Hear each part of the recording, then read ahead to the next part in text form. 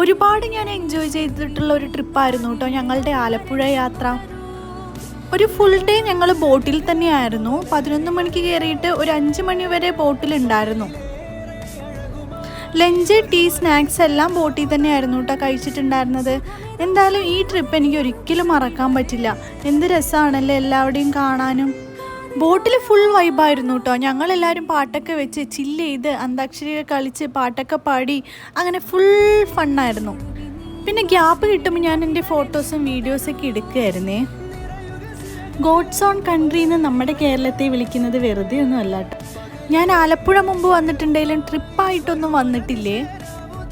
അതുകൊണ്ട് തന്നെ എനിക്ക് എല്ലാം ഒരു ന്യൂ എക്സ്പീരിയൻസ് ആയിരുന്നു. ആലപ്പുഴക്കാരാരേലും ഈ വീഡിയോ കാണുകയാണെങ്കിൽ ഒന്ന് കമൻറ്റ് ചെയ്യണേ.